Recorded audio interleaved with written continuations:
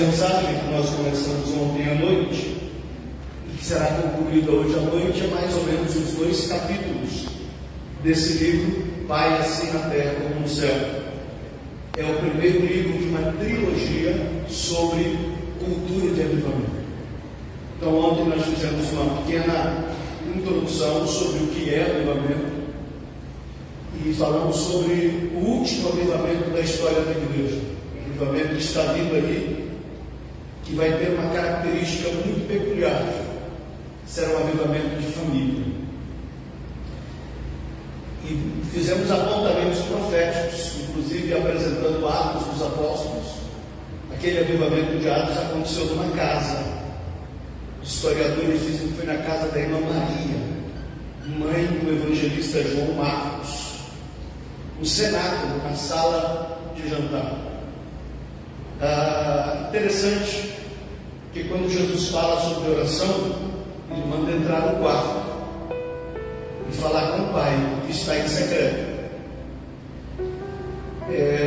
Em outras palavras, o que a Bíblia está querendo dizer para nós é: o avivamento que é gerado no quarto se manifesta na sala. O avivamento que é gerado na intimidade do quarto se torna visível no lugar onde se recebe as visitas. O que a Bíblia está nos apontando para isso é que esse avivamento que é gerado no lugar de intimidade.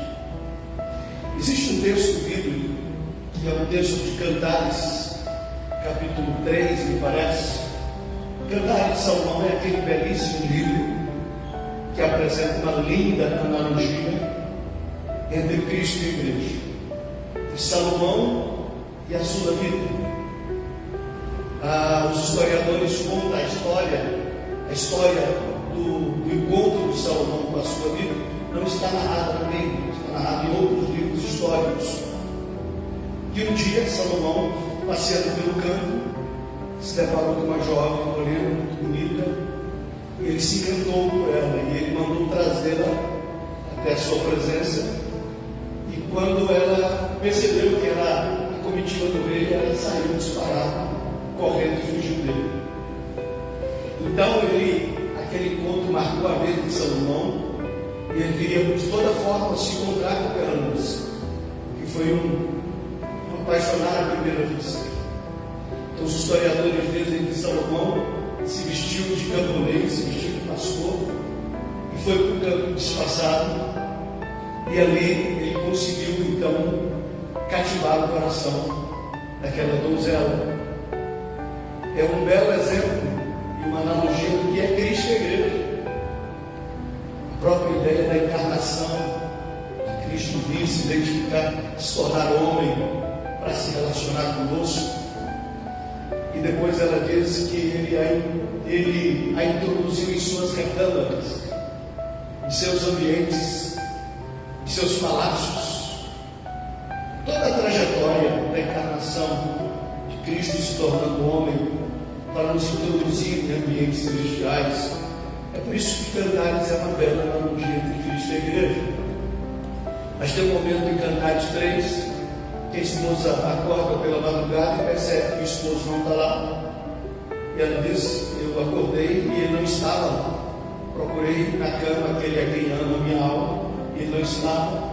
E ela começa desesperadamente a procura dele, até que depois de um tempo ela o encontra, ou ele se deixa ser encontrado, e ela diz assim: eu me agarrei a ele e o introduzi na câmara daquela que me gerou.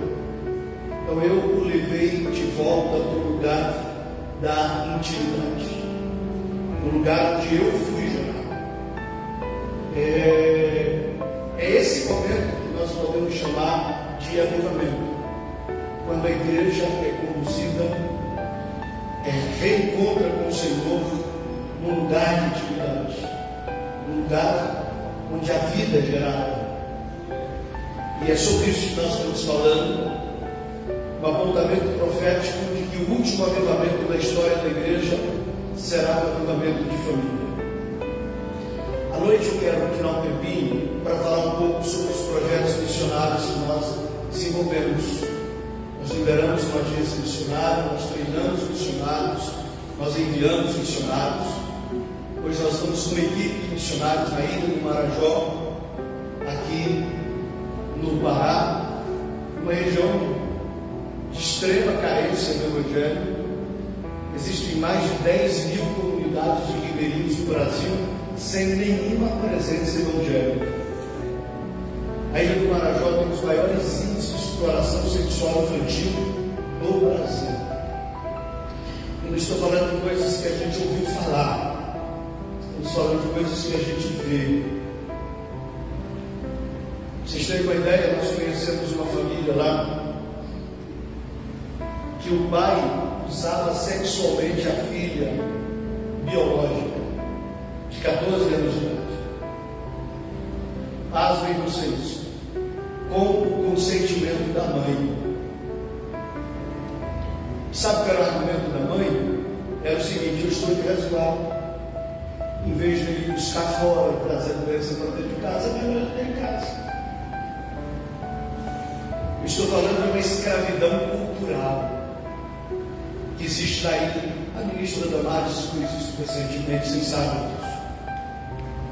Uma escravidão cultural. E uma escravidão cultural você só muda provocando uma libertação de cultura.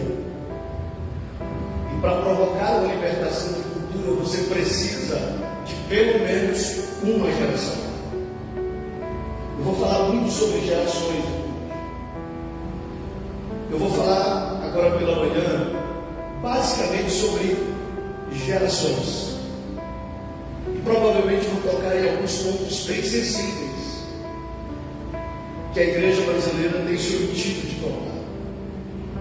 Não quero que vocês entendam isso como uma exposição à igreja. Quero que vocês entendam isso como um diagnóstico, um alerta de que nós precisamos fazer alguma coisa. Então, com esse objetivo, nós estamos estabelecendo uma base na ilha do Marajó. Estamos construindo uma escola agrícola para trabalhar com aquelas meninas, com aquelas crianças.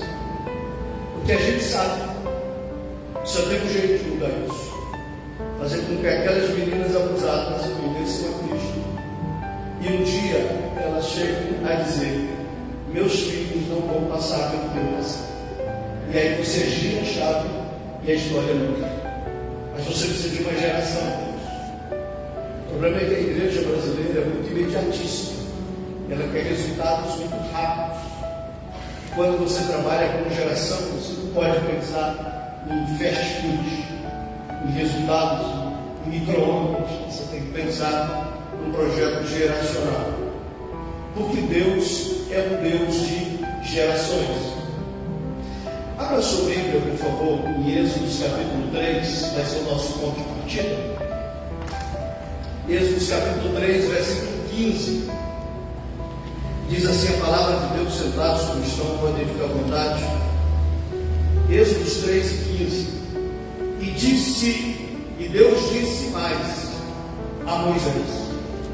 Olha o que Deus disse a Moisés: assim dirás aos filhos de Israel: o Senhor Deus de vossos pais, o Deus de Abraão, o Deus de Isaque e o Deus de Jacó. O Deus de Abraão, o Deus de Isaque e o Deus de Jacó me enviou a vós. Este é o meu nome para sempre. Esse é o meu nome para sempre. Qual é o seu nome, Deus, para sempre? O meu nome para sempre? Eu sou o Deus de Abraão, eu sou o Deus de Isaque, eu sou o Deus de Jacó. Esse é o meu nome para sempre, e esse é o meu memorial para todas. Diga todas. Diga todas.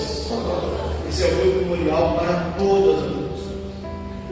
Então, enquanto existir humanidade na terra, vocês vão me apresentar assim: esse é o Deus dos nossos pais, Deus de Abraão, o Deus de Isaque e o Deus de Jacó. Enquanto existir geração na terra, enquanto existir humanidade na terra, eu quero que vocês digam ao mundo que esse é o meu nome e que eu devo ser conhecido em toda a humanidade como o Deus de Abraão, o Deus de Isaac e o Deus de Jacó. Por que Deus faz questão de dizer que Ele é o Deus de Abraão, de Isaac e de Jacó? Por que Ele não diz assim, eu sou o Deus de Davi, eu sou o Deus de Noé, eu sou... Ele pega aí alguns heróis da fé, eu sou o Deus de Elias. Não. Em muitos momentos Ele é chamado de Deus de Elias, Deus de Davi. Ele chegou para Salomão e disse, eu sou o Deus do teu pai Davi.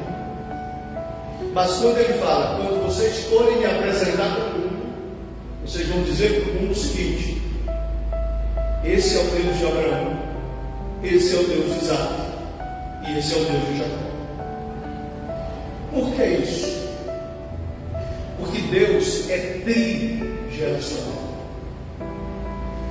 Deus nunca deixou a terra sem gerações. Quando ele disse eu sou o Deus de Abraão, de Isaac e de Jacó, ele não está falando só sobre 3 personagens. Ele está falando sobre 3 gerações. Ele está dizendo, eu sou o Deus dos netos, eu sou o Deus dos filhos e eu sou o Deus dos avós. Ele está dizendo que sempre vai existir 3 gerações na terra. O projeto de família envolve pelo menos 3 gerações. Completei 50 anos de idade, 30 anos de casado. Vamos completar 31 anos de casado agora em dezembro, eu e a pastora Silvia. Há 3 anos atrás, eu deixei de ser a geração de Isaac, porque no dia que o meu neto Rian nasceu, eu me tornei a geração de Abraão, eu me tornei a geração dos avós. O meu filho, que era a geração de Jacó, passou a ser a geração de Isaac.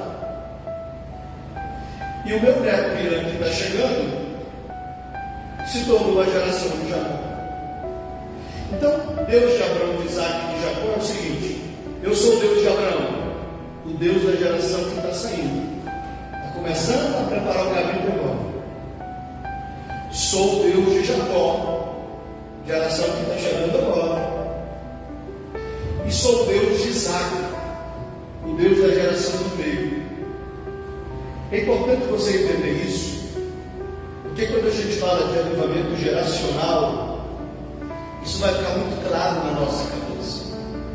Alguns textos da Bíblia vai descontar para você um outro olhar. Eu disse que nós estamos às portas do maior avivamento da história da igreja. Falei isso. Mostrei claramente base bíblica para isso. E disse que esse avivamento vai ser no seio da família. Agora vamos a uma prova bíblica. Qual a maior profecia do Velho Testamento que aponta para o último avivamento da história da igreja? Joel capítulo 2. Joel capítulo 2, versículo 28. E acontecerá nos últimos dias que eu derramarei o meu espírito sobre toda a terra. Deixa eu explicar isso aqui para vocês. Vou pegar um exemplo claro aqui. Quem aqui tem mais, um homem que tem mais de 65 anos? Levante a mão, por favor. Irmão Manuel, o senhor tem neto? Vem aqui então, eu sou cego para exemplificar.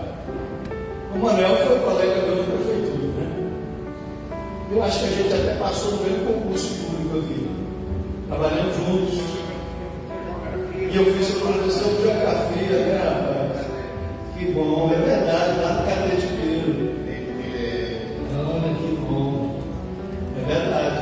Muito bom vê-lo aqui. Muito bom. Mas nós trabalhamos juntos na prefeitura. Isso, é verdade. Então ele aqui vai representar para mim a geração de Abraão, geração dos avós. Não pode ficar muito bem? Alguém tem como pôr a cadeira de frente? pode ser? Você pode estar sentado aqui. Obrigado. Deixa eu fazer uma pergunta aí. Tem algum pai abaixo dos 30 anos de idade aqui? Ou dos 35 anos de idade? Um pai abaixo dos 35 anos de idade tem? Tem? Você pode vir aqui então, por favor? Maravilha. Fique aqui, por favor. E eu acho que de criança aqui a gente só tem um garoto ali, né? Como é que é o nome dele? Ezequias, você consegue vir aqui, Ezequias? Não? Porque está tímido aí. Tem alguém aqui abaixo de 25 anos? Tem? Pode ser? Me ajuda, vai me ajudar muito. Pega um garoto esperto. Você vai entender isso aqui de forma muito transparente. De forma provavelmente como você nunca viu. Para a gente entender qual é o projeto de Deus e discernir qual é a estratégia do inimigo. Então estamos lá. Nós temos o Deus de Abraão, nós temos o Deus de Isaac e nós temos o Deus de Jacó. Rapidinho. Deixa o Jacó chegar. Já chegou o Jacó, fica tranquilo. Então Deus disse assim: ó, vocês vão me apresentar assim. Todas as vezes que vocês forem falar com respeito e me apresentar no mundo, vocês vão dizer que eu sou a geração do Deus de Abraão. Vocês vão dizer que eu sou o Deus de Isaac. Vocês vão dizer que eu sou o Deus de Jacó. Essa é a forma que eu devo ser apresentado para as nações por todas as gerações. Por todas as gerações. Olha, a nova profecia bíblica. Pronto, vem aqui, Jacó, rapidinho. Vem cá, filhão. Como é que é seu nome? Vem cá, Davi. Isso. Você vai ficar bem aqui do lado. Já eu te libero, tá, Davi? E fica aqui, pronto. Aqui. Maravilha. Eu tenho o Deus de Abraão, o Deus dos avós. Tenho o Deus de Isaac, o Deus dos pais. E o Deus de Jacó, os Deus dos netos. Vou fazer uma pergunta muito tranquila para vocês. Você sabe que o inferno, como eu falei ontem sobre isso, está apontando a bazuca dele, não é para a igreja, é para quem? Para a família. A estratégia do inferno é acabar com a igreja, é destruir a família. Agora, na sua opinião, a metralhadora do inferno está apontada principalmente para a geração de Abraão, para a geração de Isaac ou para a geração de Jacó? Vou fazer uma votação aqui. Quem acha que o inferno está preocupado, desesperado mesmo, é com a geração de Abraão, levante a mão. O senhor não precisa nem ser deputado, o senhor não viu. A votação está baixa aqui. Quem acha que é para a geração de Isaac, levante a mão. Quem acha que é para a geração de Jacó, levante a mão. Tudo bem. Na sua opinião, o diabo quer matar qual geração? Qual geração? De Jacó. Vou dizer uma coisa para vocês. Nós estamos caindo contra o vigário. É isso que o inferno quer que a gente acredite. O inferno não quer matar as crianças. O inferno quer usar as crianças. Essa geração morta não vai ter nenhum valor. O diabo não precisa matar essa geração. Ele só precisa tirar essa geração do inferno. A estratégia do inferno é arrancar a geração do meio de perto. Porque se tirar o pai e a mãe de perto desse menino, a morte dele vai ser um processo natural. Naturalmente ele vai morrer. Ele vai perder referências. Por quê? Porque a maior referência de paternidade que existe na Terra, paternidade é pai. Vocês querem ver isso? Muito simples. Quem aqui era criança na década de 70? Ok. Quantos anos você tem, Davi? 7 anos. Qual a possibilidade de um garoto de 7 anos, década de 70? O pai estava na sala conversando com um amigo. Qual a possibilidade do garoto de 7 anos atravessar o meio? Nenhuma. Zero.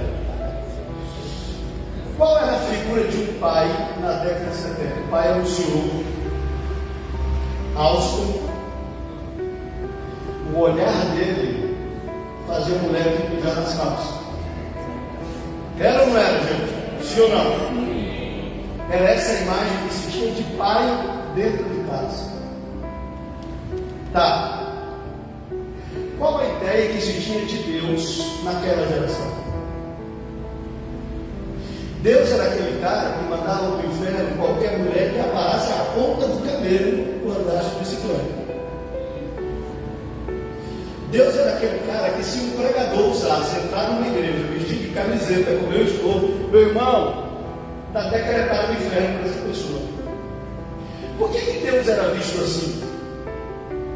Porque a imagem de pai era essa. E um pai é a pessoa mais próxima de Deus, de identidade de Deus, que o mundo consegue ver. Vamos passar os tempos e vamos voltar para a história do Davi, da geração do Davi. Qual a possibilidade do pai estar conversando com um amigo dentro de casa e o Davi não passar no meio?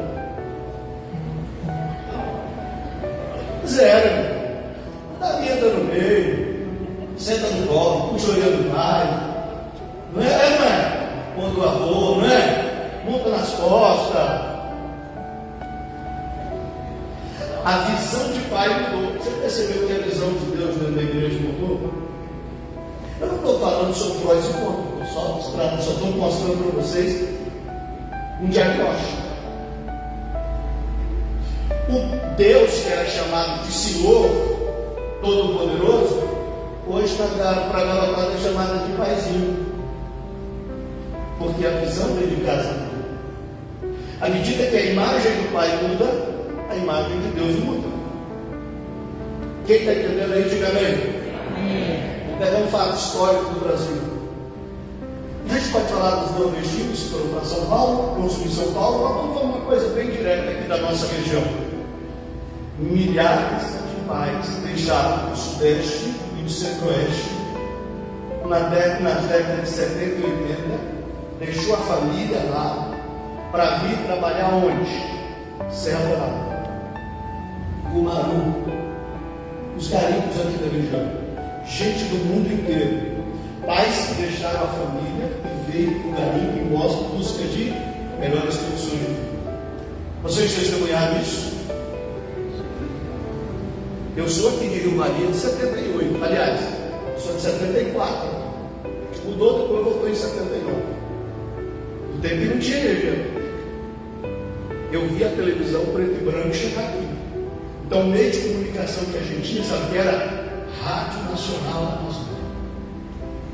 O Edelcio Moura e a Márcia Freire apresentando os programas e dizendo assim: alô, se alguém conhece o seu Raimundo Francisco de Oliveira, que saiu de casa algumas décadas atrás, não deu mais notícia, a família está desesperada, procurando. Se alguém tiver paradeiro, entre em contato. Vocês ouviram isso? Sim ou não? O pai foi estrategicamente tirado dentro de casa. Eu estou falando de um recorte histórico recente. Eu podia começar um pouquinho antes, eu podia começar na Revolução Industrial, em que o pai foi tirado de casa por 16, 17 horas por dia. A figura do pai foi tirada dentro de casa.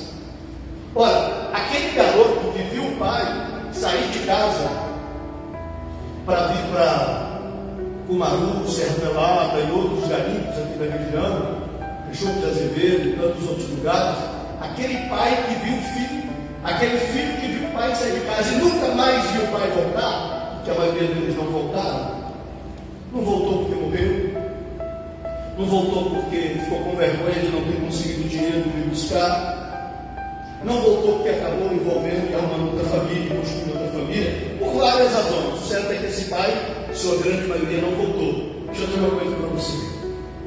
Quem já andou numa cidade grande por aí e viu um homem de 50 anos, mais ou menos, deitado numa marquise na porta de uma loja? dormindo no papelão. Quem já viu essa cena aí? Existe uma grande possibilidade desse homem de 50 anos ser aquele garoto que viu o pai sair de casa e não voltar. Ora, se a imagem de um pai exigente me fez ver Deus como um Deus exigente, se a imagem de um pai liberal me faz ver Deus como um Deus liberal, e quando eu não tenho a imagem do pai, eu não tenho a imagem de Deus. E se eu não tenho a imagem de Deus, a possibilidade enorme desse menino crescer dizendo assim: Deus não existe. Nos últimos 40 anos, o ateísmo no Brasil multiplicou-se 8 vezes. Não é mera coincidência. É porque o Brasil começou a viver uma crise de paternidade. Então entenda você o que eu estou dizendo. A estratégia do inferno não é matar o filho, é tirar o pai de casa. Para que esse garoto cresça sem uma imagem que ele possa relacionar a um Deus que ele seja capaz de chamar de pai. Vocês estão entendendo isso? Sim ou não? Está claro isso? Claro isso? Não diga que eu estou falando de Eliseu. Então, esse garoto, no projeto do inferno, esse garoto tem que crescer sem ouvir falar da existência de um pai. Porque se o inferno tira a geração de Isaac de dentro de casa, que sobra uma lacuna. E convenhamos, a linguagem dessa geração é a linguagem dessa geração? Quebrou uma lacuna grande. Esta geração, a morte dela é questão de tempo. Ela vai se perder nas suas angústias, nos seus saudosismos, nas suas lembranças. Porque essa geração, preste atenção nisso, é fraca, é lenta. A Bíblia diz que essa geração é forte. Eu vos escrevi porque sois fortes. Essa geração é forte e é rápida, é veloz, mas é manipulável. É facilmente manipulável. Essa geração é lenta, mas não é manipulável. É sábia. Essa geração é sábia. Essa não engole qualquer coisa, não. Essa aqui engole tudo. Essa aqui engole tudo. Essa aqui vai morrer intoxicada se não tomarem providência. Essa geração. Porque ela come de tudo que aparece. Essa aqui não. Essa aqui examina, analisa, avalia. Mas uma lacuna foi estabelecida aqui.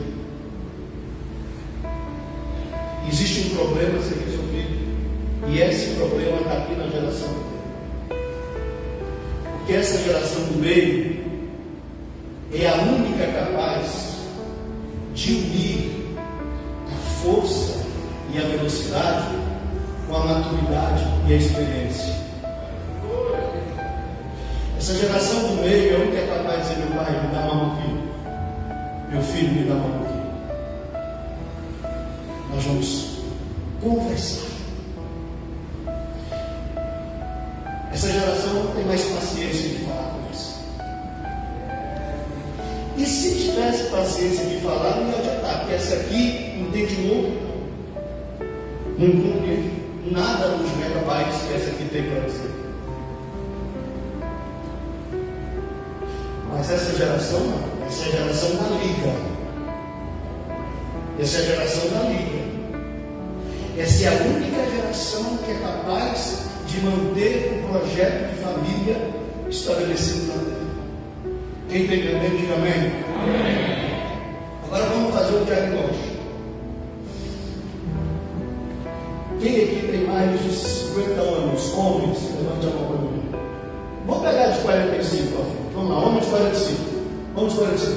1, 2, 3, 4, 5, 6, 7, 8, 9, 10, 11, 12, 13, 14, 15, 16, 17, 18, 19, 20, 21, 22, 23, 24, 25, 26, 27, 28, 29, 30. Ok. Homens de 20 a 44. Levante a mão, por favor. 20 a 44. 1, 2, homens. 1, 2, 3, 4, 5, 6, 7, 8, 9, 10, 11, 12, 13, 14, 15, 16, 17, 18. A gente tem quase a metade. Então, alguma coisa que a gente está falando. Porque esses homens não existem? Não, eles existem. Eles só não estão. Quem são esses homens? A geração do meio. Deixa eu dizer uma coisa para você. Esse diagnóstico não é aqui de Rio Maria. Qualquer canto do Brasil vai dar resultados positivos. Qualquer canto do Brasil vai dar resultados positivos. Qualquer denominação. Não é coisa da Assembleia de Deus também.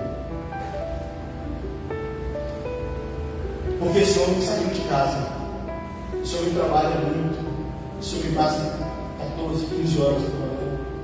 Esse homem chega cansado no final de semana. Esse homem tem muita tarefa para fazer. Esse homem vai investir nas prioridades da vida dele.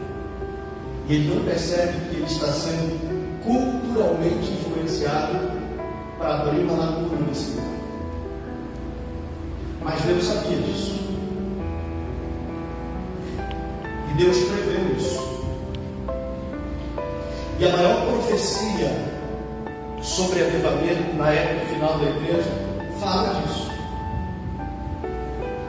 A promessa de que Deus derramaria do seu Espírito não era sobre Davi. Deus não prometeu derramar o Espírito sobre Davi. E Deus não prometeu que eu, Jacó, derramar o seu Espírito sobre Abraão. Não. A promessa não diz isso. A promessa de Joel 2,28 diz assim: olha, eu derramarei sobre você do meu Espírito. Porque se eu derramar sobre você do meu Espírito, o seu filho vai começar a profetizar. E se eu derramar sobre você do meu Espírito, os seus velhos vão voltar a sonhar. Se eu não derramar sobre você do meu Espírito, não tem profetas, não tem sonhadores. Se eu não derramar sobre você do meu Espírito, os filhos não vão profetizar, os jovens não vão sonhar, os velhos não vão sonhar e os jovens não vão ter visão. A chave não está nesse garoto. A chave não está nesse senhor. A chave está na geração do meio. A chave está na geração de Isaac. É por isso que a bazuca do inferno está apontada para cá. Entende isso? Ei pai, preste atenção. Você está orando para Deus proteger o seu filho. Enquanto isso, ele está acabando com o seu casamento.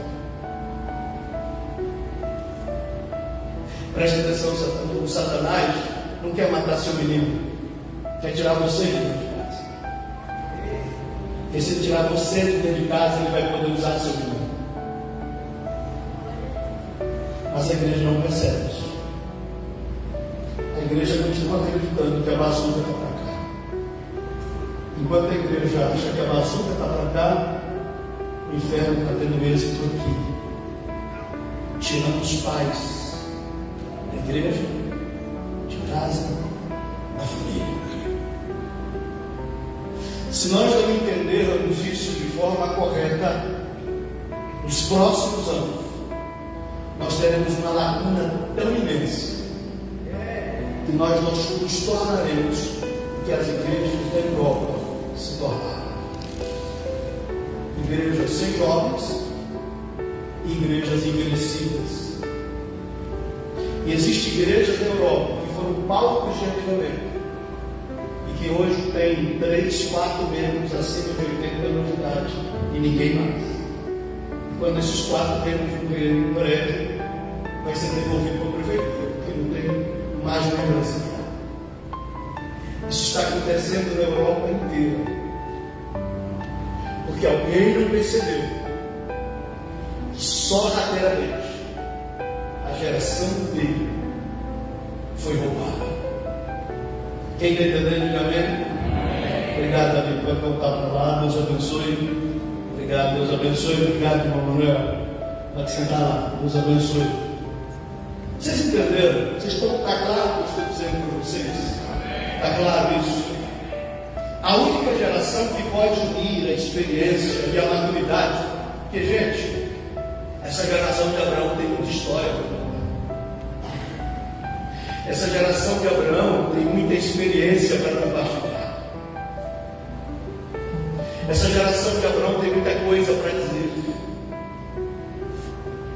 Essa geração de Jacó tem muito que aprender com a geração de Abraão, mas não vai acontecer se não tiver a liga, se a geração do meio for.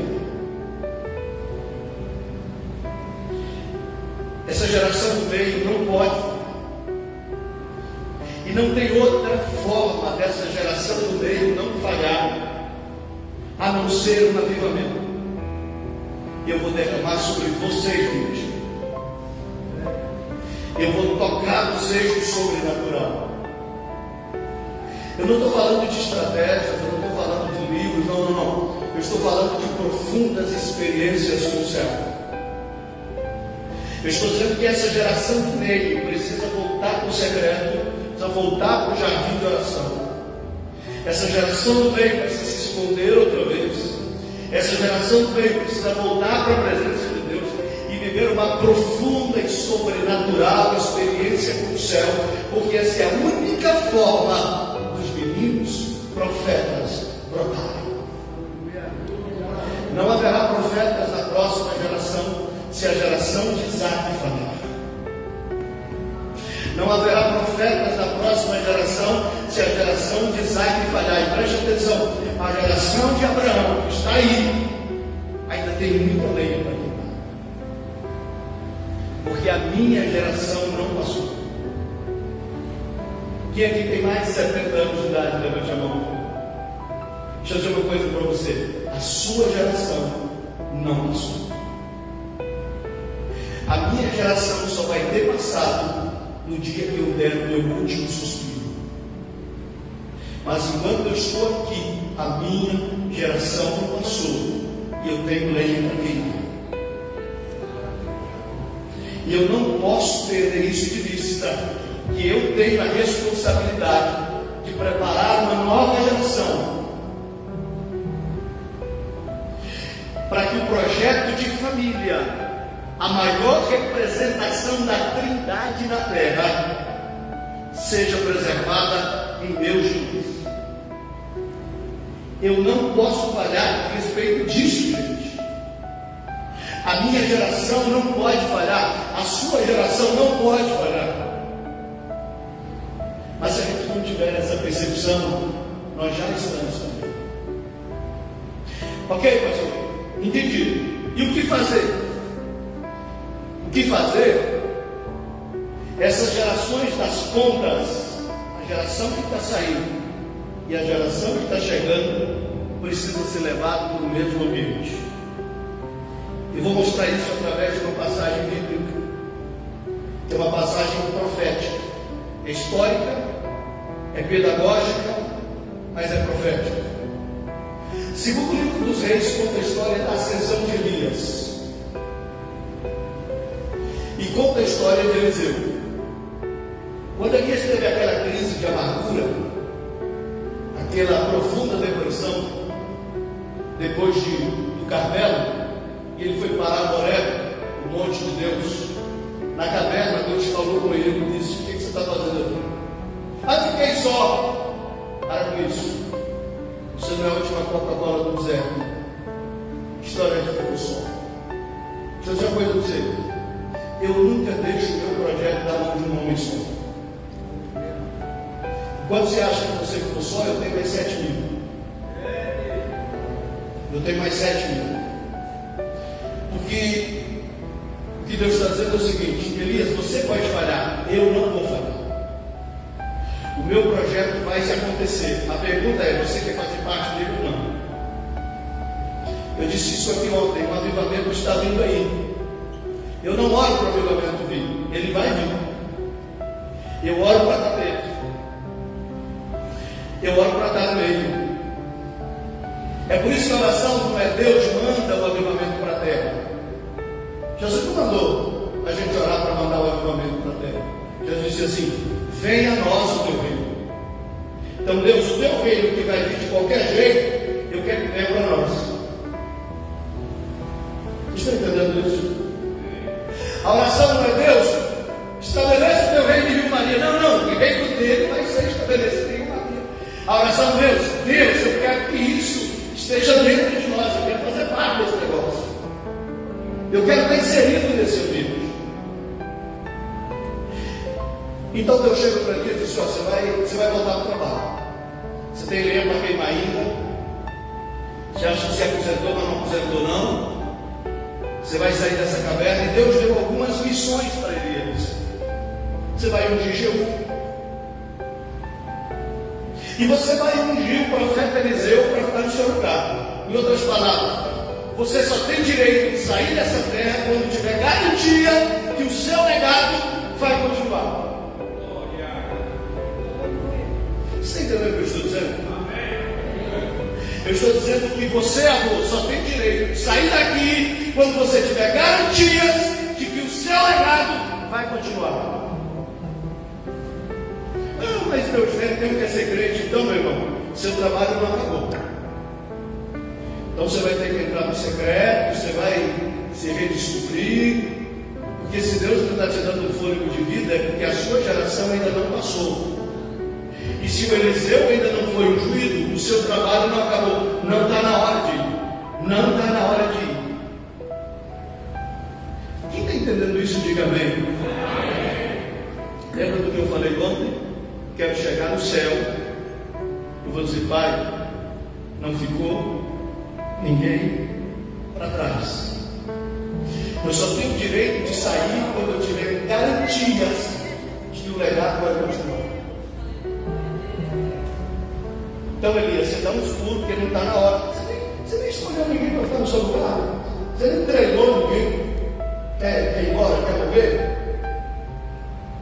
Porque eu sei que a vida apresenta algumas crises. E as crises nos geram ilusão de ótica, nos faz ver as coisas deformadas. As crises provocam reações terríveis. As crises tiram a racionalidade da gente. O Elias fugiu da Jezabel. Por que ele fugiu de Jezabel? Porque Jezabel queria fazer o que com ele? Matar. Ele fugiu para não? Aí quando ele chegou ali, ele disse: Deus, tira a minha vida, quero morrer. Uai, você queria morrer? Para que você veio aqui ficar esperto lá? Só na Jezabel já tinha de matar. Vocês perceberam isso? Ele vai para não morrer, não acontece para morrer. Ué, peraí, tem sentido isso. Porque as crises roubam essa capacidade de diagnóstico, intelecção, capacidade de diagnóstico.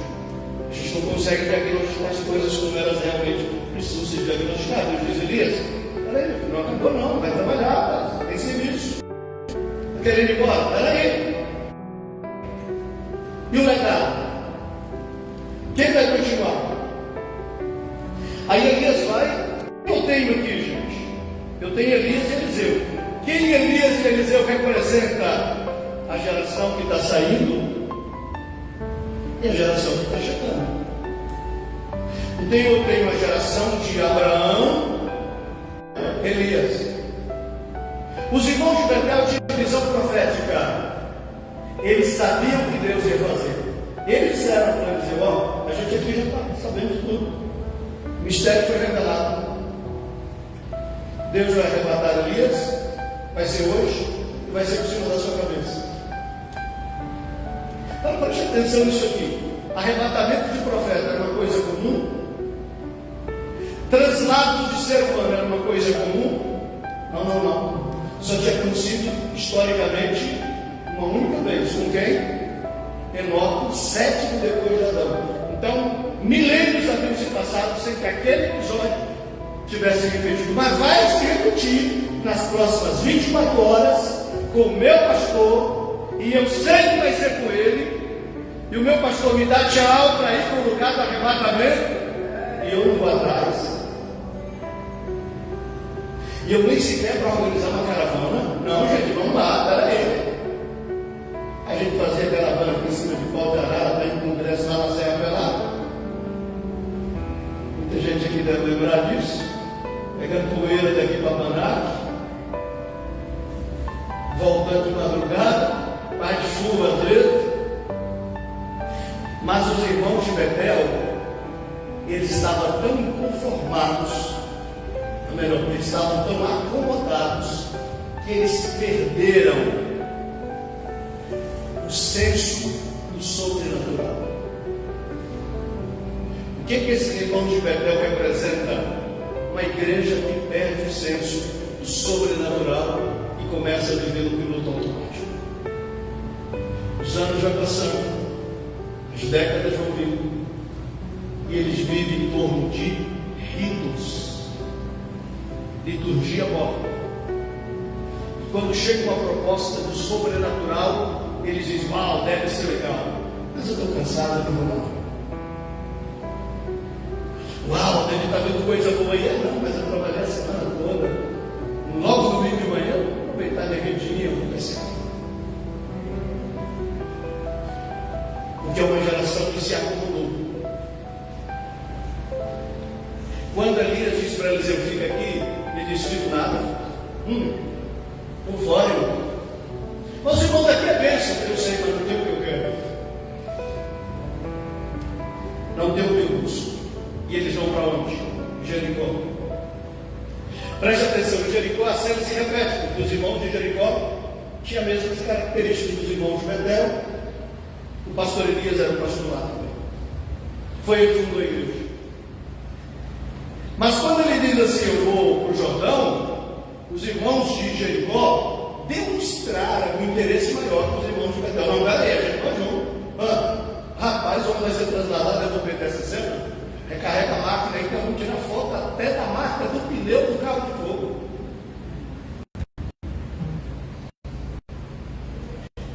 E 50 jovens, os irmãos de Jericó, foram com eles, mas a Bíblia diz assim: porém pararam a certa distância.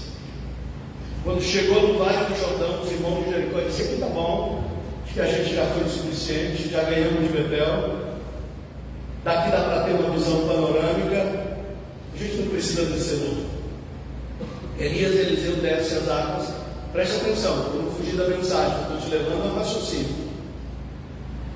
Quando eles descem as águas, Elias tira a capa, toca nas águas e as águas se abrem de forma sobrenatural e eles atravessam.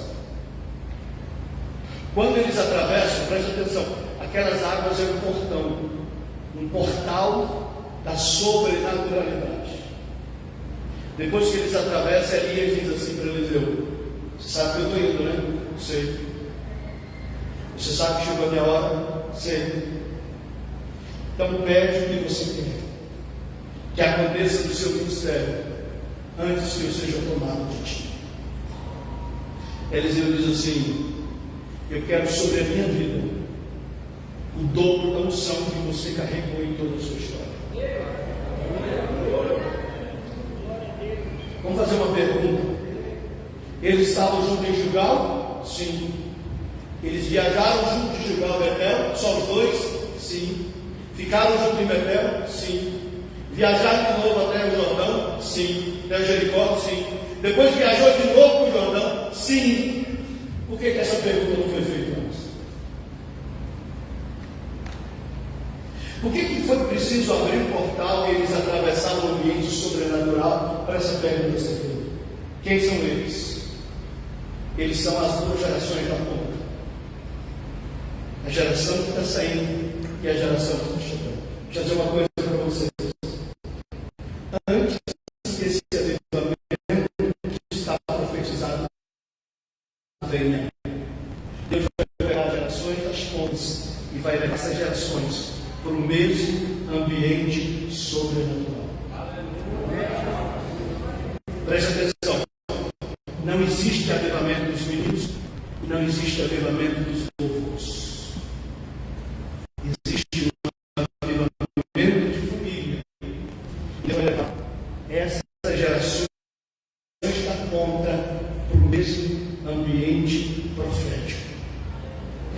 quando essas gerações forem levadas para o mesmo ambiente profético, e você nunca ouvir essa pergunta, o que é que eu te faço? Por quê? Porque você nunca pisou nesse ambiente. Tem coisas que o céu só vai revelar para a nossa geração, quando a nossa geração pisar em determinado. Deus chegou para Jeremias e disse: Jeremias, desce a casa do oleiro, porque eu falarei contigo. Foi isso ou não foi? Sim ou não?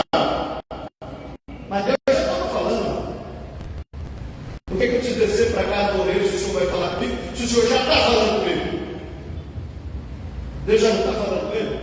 Jeremias, pois não, Senhor, desce para a casa do oleiro que eu quero te falar um negócio. Ah, o Senhor já está falando, Deus, e puxa, eu já estou aqui. Não. Tem coisas que eu só vou falar com você se você estiver no ambiente certo. Tem coisas que eu só vou revelar para você se você estiver na geografia certa. Vai para a casa do oleiro. Quando você estiver no lugar certo, aí eu vou te falar o que eu preciso te falar.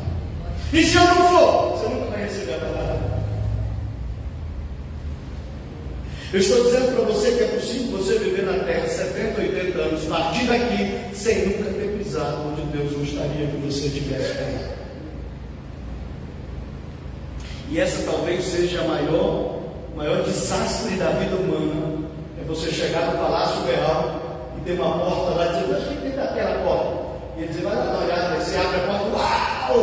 O que é isso, Deus? Eu disse: era para você quando você estava na terra. E por que o Senhor nunca me deu? Porque você nunca pisou no lugar que eu esperava que você pisasse. Você se acomodou. Você se conformou. Você aceitou a ideia de uma vida medíocre. Você nunca foi para o ambiente do sobrenatural. Vamos fazer uma pergunta, vamos ser sinceros? Qual a sua maior experiência sobrenatural com Deus? Pensa num recorte histórico. Lembra de um dia que o céu se revelou para você? Lembrei, pastor. Tem mais de 10 anos isso? Tem. Então tem alguma coisa errada com você. Se o seu melhor momento com Deus foi uma experiência que está 20, 30 anos atrás, desculpe, você é os irmãos de Betel Purim. Você se acomodou. O céu vai se revelar de forma sobrenatural. O avivamento está chegando e você não está percebendo isso. Deixa eu dizer uma coisa: o avivamento virá, mas não é para todos. Aliás, nem todos vão vir. Sabe uma das maiores tragédias da história messiânica? É aqueles sacerdotes em Jerusalém no templo. O que eles estavam fazendo no templo? Esperando o Messias. O que os sacerdotes daquele tempo do Império Romano oravam para que o Messias viesse? A promessa fosse cumprida, o descendente de Davi, o que iria libertar Israel do jugo. E eles estão lá no templo fazendo o quê? Orando para quê? Para o Messias vir. E cadê o Messias? Está montado junto de um jumentinho passando na rua lá, fazendo barulho. E talvez ele está dizendo: que barulho é esse aí? Um tal de Messias, manda cala a boca que a gente está aqui orando para o Messias. E o Messias está passando na rua. Aí o Messias olhou para Jerusalém e disse assim: Jerusalém, Jerusalém, que maltratas os profetas e apedrejas aqueles que a ti são enviados. Quantas vezes eu te quis ajuntar como uma galinha junto aos seus pintainhos debaixo de suas asas, e tu não quiseste. Jerusalém, Jerusalém, tu não conhecestes o dia da tua visitação. Eu estive aí, passei na sua rua, debaixo dos seus olhos, e vocês não perceberam. A maior tragédia da última geração é o avivamento vir e a gente não perceber isso. Porque ele vai vir. Não depende do meu querer nem do seu querer. A gente não ora para o avivamento vir. A gente ora para a gente estar dentro do negócio. Não é venha o teu reino, é venha para nós o teu reino. Porque o teu reino vai vir de qualquer jeito. Mas a gente está dentro disso. Quem está entendendo, diga amém.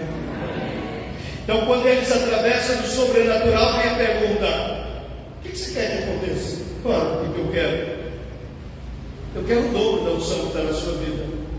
Vai acontecer. Um detalhe, uma condição: você precisa estar atento, você precisa focar nisso, você precisa ter atenção voltada para isso. Deixa eu dizer uma coisa para vocês. Eu falei ontem no começo da mensagem: todo avivamento é precedido por um movimento de oração.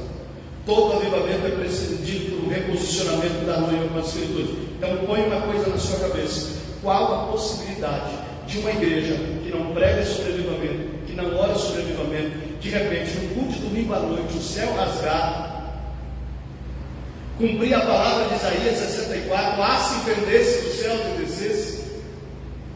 Seria como o Senhor incendeia os gravetos e faz ferver a água. Os teus inimigos te temeriam e as nações seriam impactadas pela tua presença. Qual a possibilidade no culto de domingo à noite, uma igreja que não prega sobre avivamento, que não ora por avivamento, qual a possibilidade de no domingo à noite o céu rasgar e descer sobre essa igreja? Nenhuma. Como é que o senhor sabe disso? Porque Deus tem padrões. Põe uma coisa na sua cabeça: a gente vai ali no mato e pega umas toras para fazer 2 fogueiras aqui. A gente faz uma fogueira de cá e outra de cá, a mesma madeira, mesma árvore, mesma espessura, mesma altura, tudo igual. Aí a gente acende 2 fogos ao mesmo tempo. Deixa eu dizer uma coisa: fotografa as 2 chamas e você vai ver que ela tem formato diferente. Por quê? Porque cada avivamento tem o seu próprio DNA. Mas todo avivamento mantém padrões. E o padrão é o reacender de uma chama pelas Escrituras e a intensidade da busca de oração por avivamento, para que a gente faça parte disso. Se esses 2 pré-requisitos não existirem, o avivamento não virá para essa comunidade. Pode vir para outra que está pedindo, para essa não. Então não vai vir para ninguém, porque não tem ninguém orando. Quem disse isso? Você sabia que existe um movimento global de oração acontecendo na Terra? Quem já ouviu falar sobre a oração 24/7? Alguém já ouviu esse termo aí? Não? Já. Oração 24/7 é o quê? Oração 24 horas, 7 dias por semana. É o povo orando 24 horas, 7 dias por semana. Isso começou quando? Tabernáculo de Davi. Tempos modernos, os irmãos moravianos, século XVII, eles fizeram uma vigília de oração que durou quanto tempo? 100 anos. Uma vigília, 100 anos. Deixa eu dizer uma coisa mais perto da gente: Seul, Coreia do Sul, Igreja do Evangelho Pleno, Pastor David Byung-Chul, quem já ouviu falar?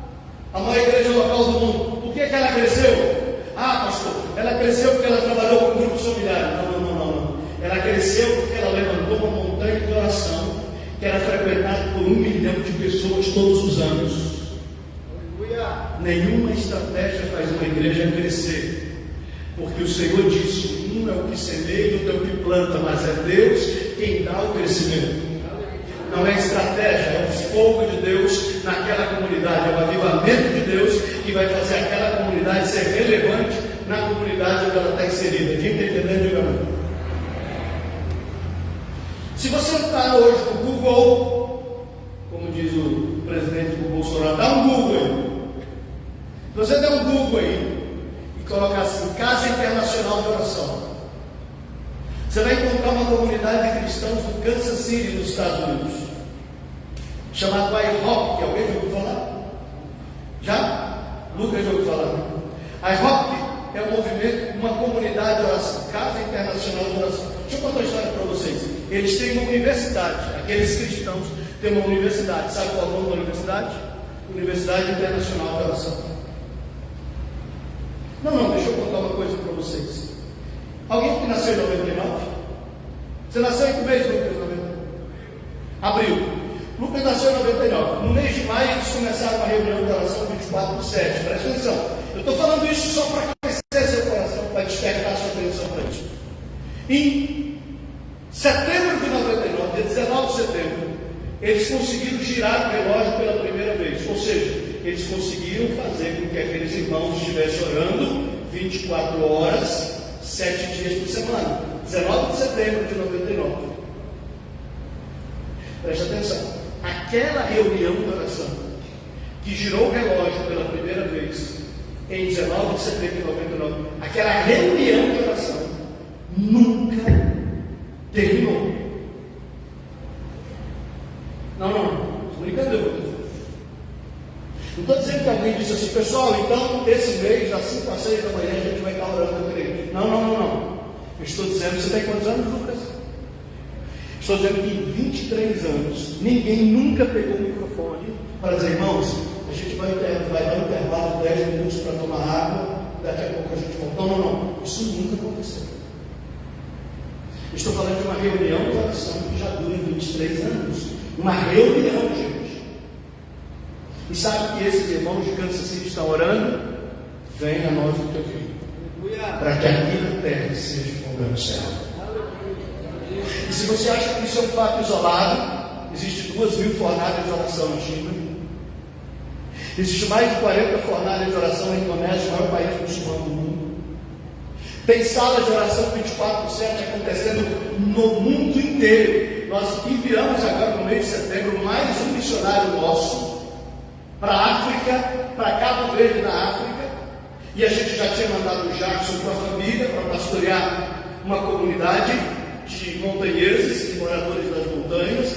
Já tínhamos mandado a Kátia, uma biomédica, já tínhamos mandado a Mariane, uma professora de crianças, e agora a gente mandou o Igor. E sabe o que o Igor foi fazer na África? Levantar salas de oração 24/7, ensinar os irmãos africanos a orarem 24 horas, 7 dias por semana, a construir salas de oração pelo continente africano. Você está entendendo o que eu estou dizendo? Eu estou falando que aqueles irmãos do Kansas City têm hoje mais de 1.000 missionários intercessores. Sabe o que é 1.000 missionários intercessor? Sabe o que é um missionário intercessor? É alguém que se dedica 50 horas por semana orando. E sabe o que eles estão fazendo? Eles estão escolhendo países do mundo onde o evangelho é proibido, e eles compram passagem de avião como turistas e vão lá para a Arábia Saudita, para a Eritreia, para o Irã, para o Iraque, e eles descem para o aeroporto e eles vão para um hotel, e eles entram no hotel e eles compram pão e água, e eles ficam 7, 14, 21 dias trancados naquele hotel, estendendo a mão, dizendo: Senhor, venha o teu reino, venha o teu reino, venha o teu reino. Deus, se revele nesse lugar, se revele nos lugares. A gente não pode abrir a boca aqui, mas ninguém vai proibir o Senhor de se manifestar nesse ambiente. Termina os 21 dias, eles pegam a bagagem, voltam para o aeroporto e voltam para casa, e os testemunhos começam a aparecer. Porque uma mulher muçulmana teve um sonho de que um homem vestido de branco, com marcas nas mãos, chegou para ela e disse assim: eu sou Jesus, e eu vim me apresentar para você, porque alguém orou. Então, pai e mãe, quando eu disse para você ontem que você pode entrar no lugar secreto e na porta do inferno guerrear pelo seu filho, pelo seu neto, para um dia chegar à eternidade e dizer: não vai ficar ninguém para trás, eu não estou falando utopia, eu estou falando de promessas de Deus, e promessas de Deus vão se cumprir, e a palavra é essa: não vai ficar ninguém para trás. Mas para isso você tem que tirar a bunda do sofá, cancelar sua aposentadoria e voltar a sonhar, porque se o seu legado não está pronto, então ainda não é hora de partir.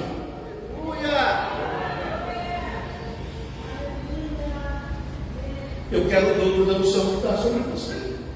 Vai acontecer se você estiver focado nisso, ou seja, se você entender que essa é a prioridade da sua vida, se você não se distrair mais com tanta coisa, se você não ficar correndo atrás, se é isso que você quer, é isso, então faça do principal a coisa principal. Foca nisso, peça isso, clame por isso. Eu disse para vocês ontem, há anos que eu não prego sobre um tema que não seja avivamento. Por quê? Porque esse virou meu foco. É isso que eu falo todo dia. Um dia minha esposa fez uma oração dizendo assim: pai, eu te dou a minha vida por um avivamento na minha geração. E eu viajo o Brasil, mas ela o ano inteiro, quando o ano começa, Nós começamos o ano com 26 semanas do ano comprometidas com os projetos missionários. Para todo lugar que eu for, eu estou levantando uma geração que seja capaz de dizer: Deus, eu te dou a minha vida por um avivamento na minha geração. Eu não saio dessa terra até que o meu legado esteja garantido. Nem que o Senhor queira me arrebatar como arrebatou Elias. Se o Eliseu não está pronto, eu não vou sair daqui. Eu vou só sair daqui quando eu tiver certeza absoluta que o Eliseu está pronto. E o Eliseu está pronto para enfrentar maiores desafios do que eu enfrentei. E é por isso que o Senhor vai derramar sobre eles muito mais unção do que o Senhor derramou sobre a minha vida. Sabe uma das maiores loucuras que eu vejo acontecer no nosso meio pastoral? É alguém dizer o seguinte: está começando agora, eu tenho que ralar muito. Quer chegar onde eu cheguei? Começa onde eu comecei. Você já deve ter ouvido isso. Essa é a maior asneira que a gente vê no meio pastoral. Porque o que Elias está dizendo é o seguinte: Eliseu, o que você quer? Eu quero o dobro da unção que está sobre você. Beleza, vai acontecer. Agora preste atenção. Quando Elias foi arrebatado, Eliseu pegou a capa de Elias, voltou para o Jordão e fez o quê? Tocou na água e a água abriu. Quem tinha tocado na água e a água aberta? Elias. Quando Eliseu toca na água, Eliseu está dizendo: Elias, eu vou começar não é onde você começou, eu vou começar onde você parou. Então, Elias, você encheu o tanque a vida toda para mim já começar a te encher. Porque se os meus avós andaram de mula, meus pais andaram de carroça, eu ando de carro, meus netos têm que voar. Você entendeu isso? Você entendeu isso? Porque para os meus netos eles vão ter mais desafios do que eu tive na minha geração. Quer uma prova disso? Eu quero o dobro da unção que está sobre você. Por que ousar, rapaz? Não, meu Deus, não é ousadia não. É porque tem coisas que você não resolveu, que é preciso resolver. Quer prova disso? Quando Eliseu pega a capa e volta, o primeiro lugar que ele vai é para onde? Jericó. Quando chegou em Jericó, os homens da cidade veio falar com ele: Eliseu, nós estamos com um problema. Qual o problema? As águas da cidade estão amargas. Alguém falou sobre isso com Elias? Não. E se tivesse falado, não resolveu, porque as águas continuavam amargas. Mas vamos falar com Eliseu agora. Sabe por que, Elias, que eu preciso do dobro da unção que está sobre você? Porque tem coisa que a sua geração não resolveu. E eu vou precisar enfrentar isso. Sabe o que Eliseu fez? Pegou um prato de sal e foi aonde? Na fonte. Foi curar a fonte. Ele não jogou água na correnteza. Tem problemas que a igreja brasileira enfrenta, que se ela não curar a fonte, o problema não vai ser sarado. Tem coisas que tem que ser saradas na fonte. A gente está pensando que o avivamento vai vir sobre a igreja. Não vai vir, porque o problema não está na igreja, está na família. A família é a fonte. Se o prato de sal não for curar a fonte, meu irmão, não tem igreja que sobreviverá. Vocês estão entendendo o que eu estou dizendo? Está claro isso? Tem coisas que tem que ser resolvidas na fonte. A cura tem que acontecer na fonte. Pastor, eu já tenho quase 80 anos, por que Jesus não me levou? Que às vezes tem cura que os seus netos precisam receber, que dependem de você.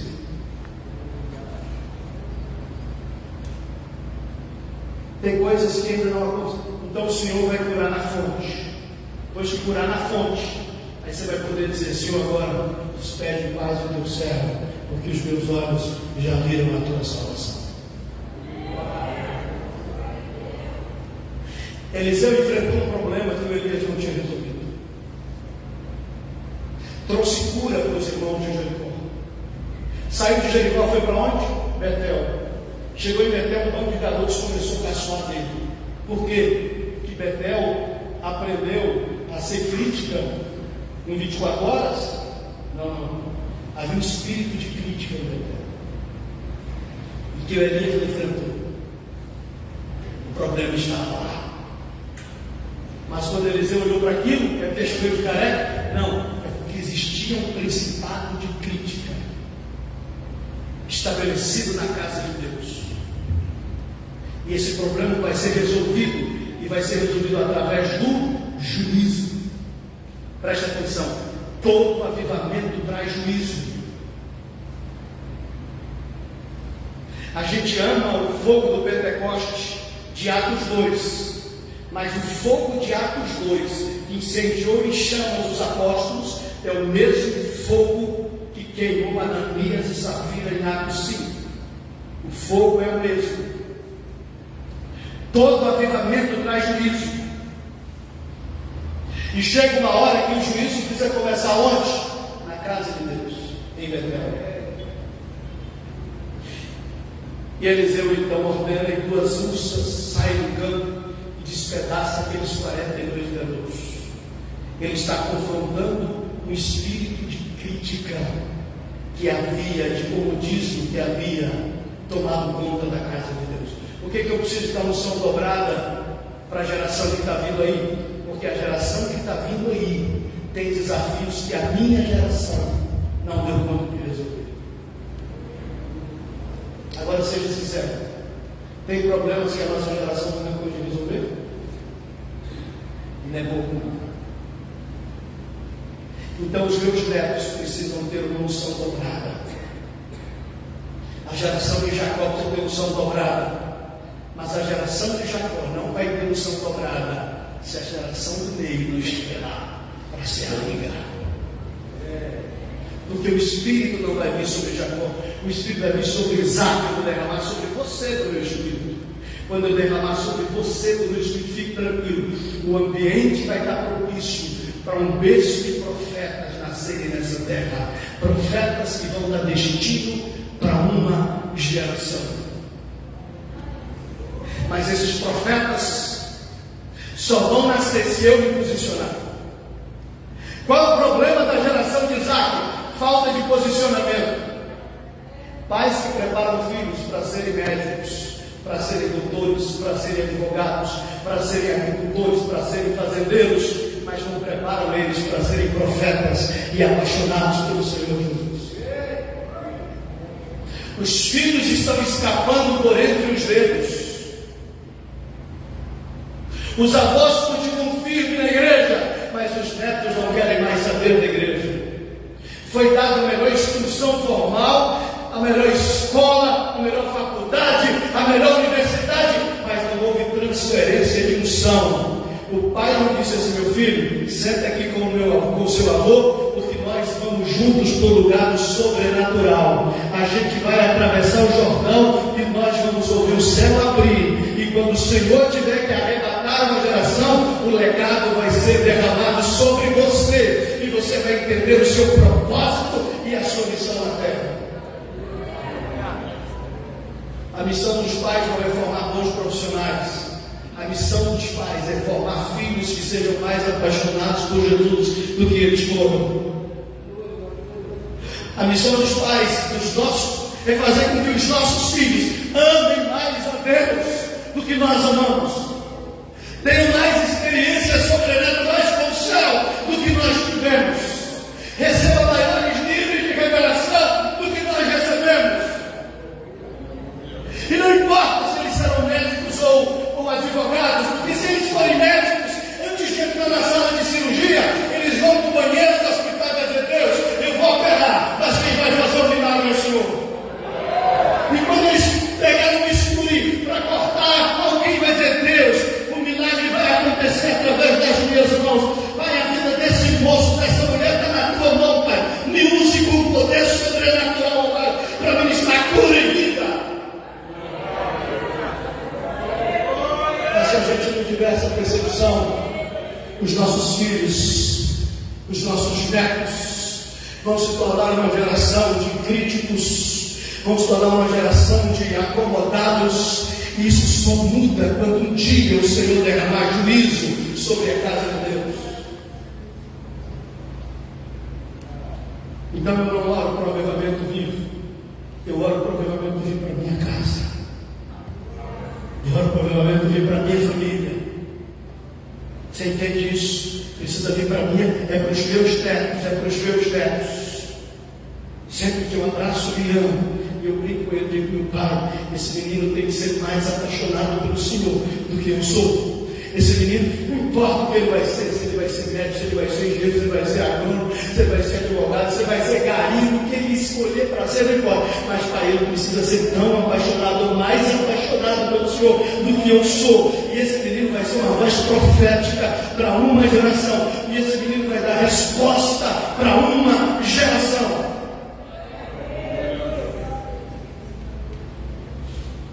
Sabe?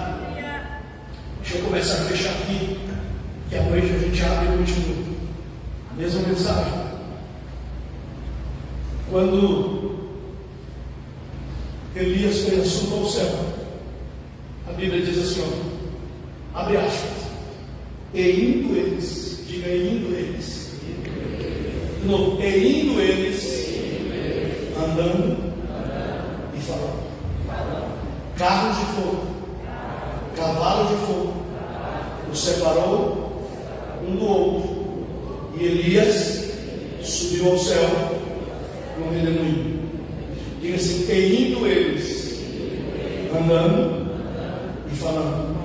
Diga andando e falando. Quem estava andando e falando? As duas gerações da porta.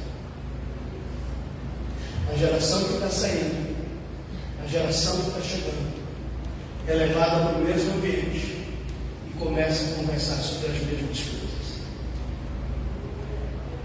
Você está entendendo isso?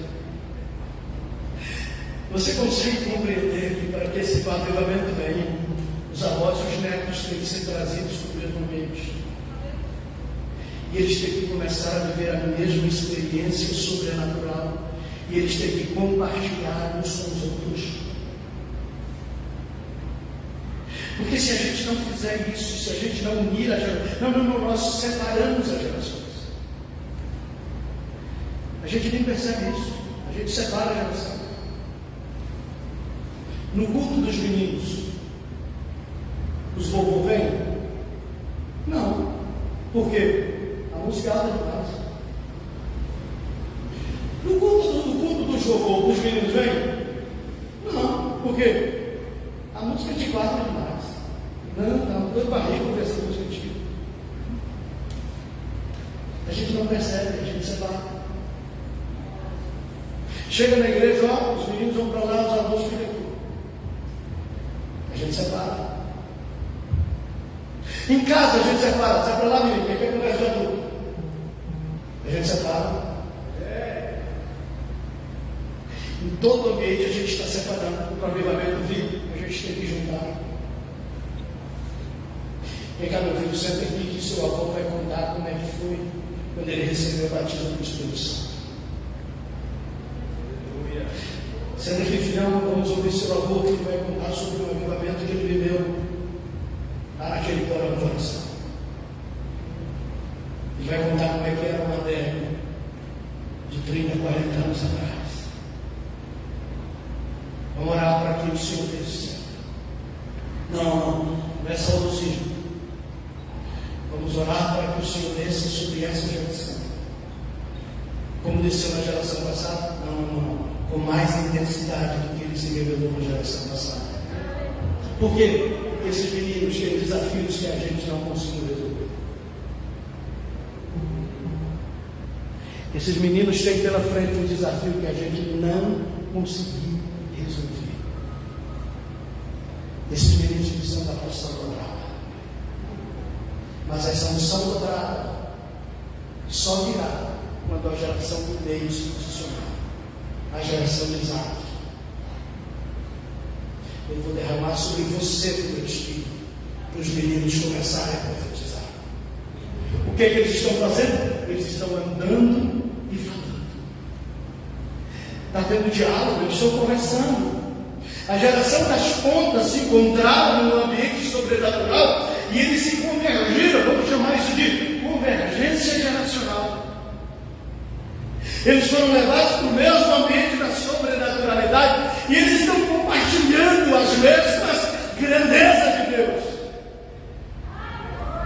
E quando isso acontece, a geração que está chegando está pronta.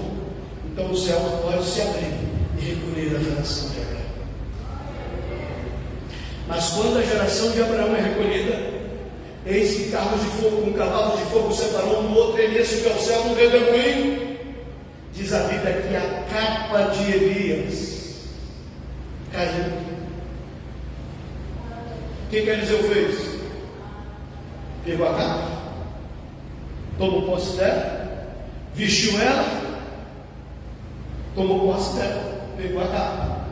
Mas o que ele fez antes de pegar a capa? Quem sabe dizer o que Eliseu fez antes de pegar a capa de Elias, quando a capa de Elias caiu? Alguém sabe? A Bíblia diz que Eliseu tirou as suas próprias vestes, rasgou no meio, jogou para lá. Isso aqui foi bom porque me ajudou a chegar aqui. Mas se eu insistir nesse negócio, isso aqui vai me impedir de viver o sobrenatural que Deus tem na minha vida. Eu não sei se você está entendendo. Tem coisas que nós criamos. Estou falando de doutrina, não, gente.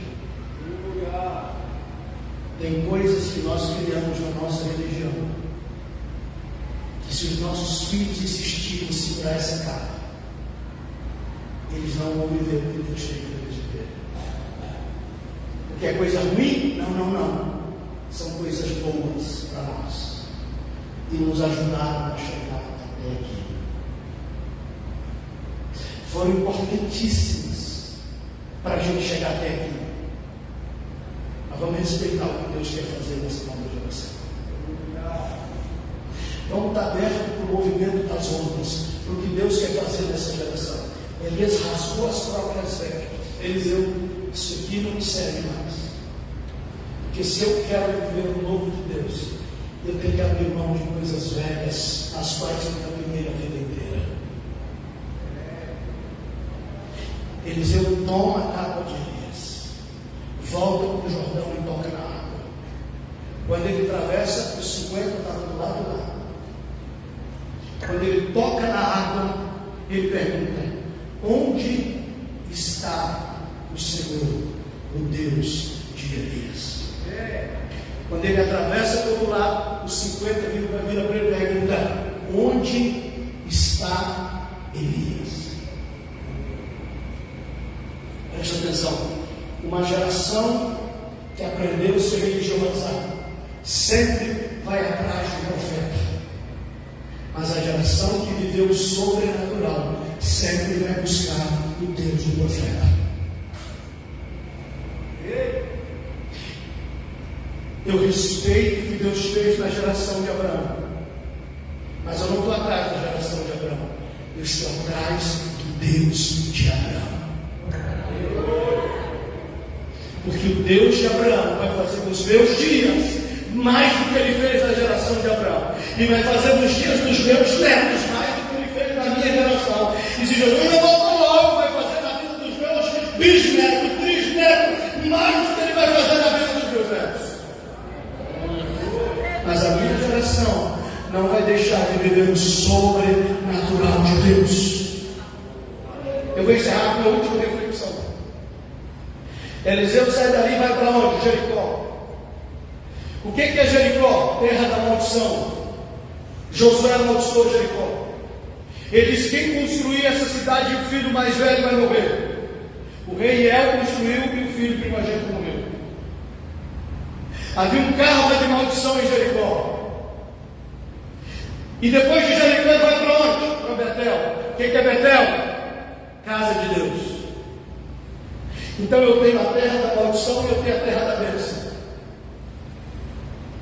Como é que Deus trata a terra da maldição?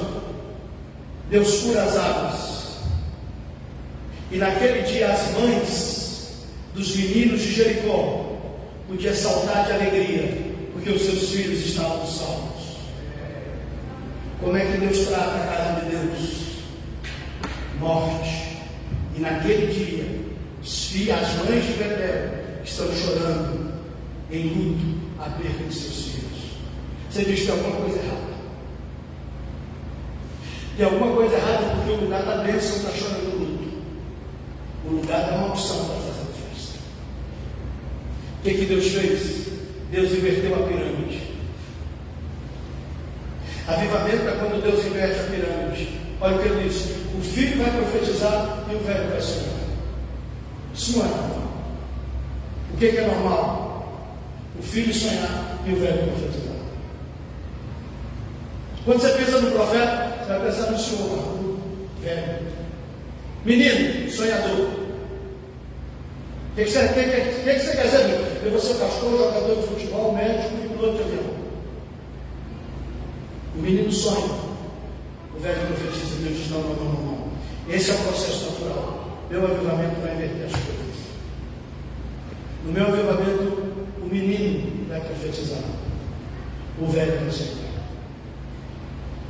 Deus inverte a pirâmide. Eu vou encerrar com isso aqui. Nós lideramos dentro da Cabana um programa chamado Cabana Team, de adolescentes. Sabe o que eu tenho visto? Eu tenho visto meninos, filhos de crentes, filhos de obreiros, nunca colocaram droga na boca, foram alunos da escola dominical desde pequeno. Os pais e as mães, pessoas estruturadas. Esses meninos estão se mutilando, tomando 14 comprimidos para depressão. Eu encontrei um garoto, Gabriel, 14 comprimidos antidepressivos. Meninas que nunca foram abusadas, nunca foram estupradas, nunca foram violentadas, estão se mutilando. Filhos de crente. Sabe o que eu estou vendo? Eu estou vendo meninos, filhos de prostituta, que nem o nome do pai sabe, nem sabe se o pai é vivo. Eu conheci um garoto que a gente chorou, que nunca tinha colocado um hambúrguer na boca. E a gente descobriu que ele veio para a Cabana Team, que a gente doou a inscrição a pedido de um pastor. E a gente descobriu que a passagem para ele vir para a Cabana Team só foi possível porque a mãe fez programa sexual para mandar o menino. E esse menino está apaixonado por Jesus. Esse menino está amando Jesus. Sabe o que é isso? Avivamento inverte a pirâmide, irmão. E se a gente não tiver cuidado, os filhos criados na escuridão vão ser os profetas e os pregadores da próxima geração. E os filhos de crentes vão ser os macumbeiros desviados por aí. Por quê? Porque a gente não tratou com a devida reverência a manifestação do sobrenatural de Deus. Porque a gente perdeu o foco. Eu estou dizendo que isso vai acontecer? Não. Eu estou alertando para que isso não se torne generalizado. Eu quero que isso aconteça? Claro que não. Mas para que isso não aconteça, pai e mãe, nesse ponto de família, você precisa se posicionar. Não saia do centro. Pai e mãe, você precisa trazer a revelação do sobrenatural para os seus filhos, porque você é a geração do meio. Fique em pé, Deus. Tem esperança? Claro que tem esperança. Claro que tem esperança. É óbvio que tem esperança. Mas vai exigir de nós reposicionamento. Vai exigir de nós reposicionamento. Vai exigir de cada um de nós reposicionamento. E o primeiro deles é: você está disposto a brigar pelo seu filho? Está disposto a ir na porta do inferno se for preciso para resgatar seu neto? Está disposto a fazer o que for preciso de jejum e oração no secreto para dizer: Deus, meu filho não vai se perder, porque não vai ficar ninguém para trás. Eu não estou perguntando como é que está. Estou perguntando como é que você quer que termine a história. pais e mães que tiveram ou estão tendo problemas com filhos, com netos. Eu sei que se perguntar aqui, alguns avós estão me ouvindo, pastor, meu neto está fora da igreja. Não estou perguntando como é que está. Estou perguntando o seguinte: você está disposto a entrar na guerra? Está disposto a abandonar a sua aposentadoria de ministério e voltar para a guerra? Está disposto a se reposicionar e diz: Deus, a partir de mim, a paternidade de Deus vai ser assegurada para uma geração. Eu não sei bem se era isso que vocês queriam no encontro de casal. Talvez não era essa a sua expectativa. Mas eu quero que você tenha plena convicção. Essa é a palavra de Deus para essa geração. Essa é a palavra de Deus para esses dias. Ainda é possível. Ainda é possível. Ainda é possível. Ainda é possível.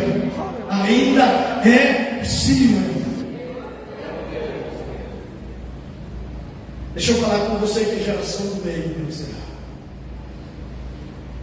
Não perca de vista que o projeto original de Deus de estabelecer família como representação da Trindade na terra, você tem um papel principal. Deixa eu falar para você que tem filhos, crianças e adolescentes. Deixa eu falar para você que é recém-casado e ainda não tem filhos. Isso vai dar certo, mas depende de você. O senhor está querendo dizer que se eu não fizer parte disso não vai acontecer? Estou querendo dizer que se você não fizer parte disso não vai acontecer com você, mas vai acontecer. Os planos de Deus não podem ser frustrados. Mas se Deus está com pressa, Deus não tem pressa. Parece a característica de quem anda atrasado. Deus nunca anda atrasado. Deus nunca anda atrasado.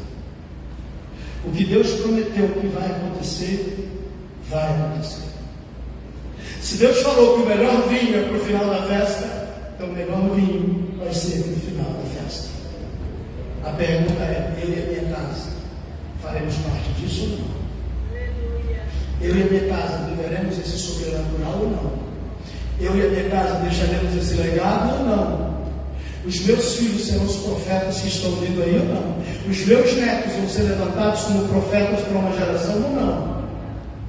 A pergunta que se faz é essa: até onde você está disposto a ir? Para que a minha, sua família, sua casa, até onde nós estamos dispostos a ir, para que a nossa casa seja a representação plena da Trindade de Deus, e o mundo possa ver os filhos saindo de trás das árvores de onde um dia, no Éden, eles se esconderam. O mundo espera respostas, e a resposta está nas nossas mãos. Feche os seus olhos e vai orar com você. À noite a gente vai continuar de orar. Pai, o Senhor dirigiu esse encontro de família, levando minha família para a arca. Senhor, o Senhor vai levantar uma geração de Isaac, uma geração da Liga. Eu sei que essa igreja tem uma geração de Abraão, que tem muita história para contar, que tem muita lenha para gastar, tem muito óleo para queimar. O Senhor vai nos arrancar da inércia, da zona de comodismo, porque a geração deles não passou. Minha geração só terá passado quando eu der o meu último suspiro. Pai, levante nessa igreja uma geração de Isaac, uma geração de língua, uma geração protetora, uma geração que vai conduzir as gerações das pontas para além do Jordão, quando o céu se revelar, quando a água se abrir, quando o portal for aberto e quando a geografia sobrenatural for apresentada. Nós vamos resgatar, ó Pai, nas nossas gerações batismo no Espírito Santo, os dons espirituais, o ministério profético, avivamentos como o de Azusa, avivamentos como o de Evas Robert do país de Gales, avivamentos como nos primeiros tempos, ó Pai, serão extraordinariamente belos e acontecerão em nós e através de nós. Nossas famílias não podem, não devem e não vão fracassar. E o inferno não terá êxito, porque a cultura da orfandade não terá espaço na minha casa, não terá espaço na minha família, não terá espaço nas minhas gerações. E os meus filhos e os meus netos vão conhecê-lo como Pai, e vão amá-lo como Pai, e vão apresentá-lo ao mundo como Pai, o Deus de nossos pais, o Deus de Abraão, o Deus de Isaac e o Deus de Jacó. Te peço, Deus, que essa semente que foi plantada nessa manhã, assim como a semente que foi semeada na terra ontem à noite, Pai, que ela continue germinando, que ela se complemente com aquilo que vai ser semeado à noite, onde faremos um grande desafio às famílias que estarão aqui, porque nós cremos, ó Pai, que a igreja de Rio Maria, as famílias de Rio Maria, vão viver um extraordinário avivamento nas próximas décadas, e o sul do Pará, e o Brasil inteiro saberá o que o Senhor está fazendo nessa terra, para a honra e glória do teu nome. O melhor vinho sendo liberado no final da festa, em nome de Jesus. Amém.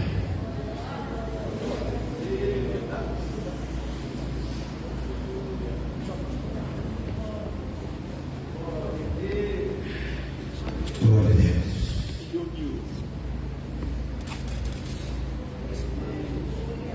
Quer me reconciliar de novo. Eu cobro minha bebida. Até Jesus. Vamos. Vou.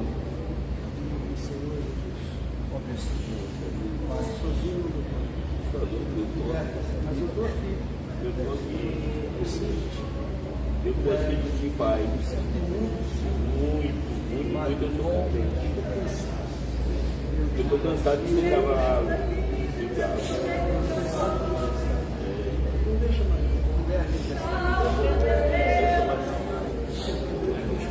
Perdoa os pecados e liberta, Senhor. Abençoa, Senhor. Eu tenho desejos. Eu sei. Tu és o meu Pai. Você pode chamar de Pai.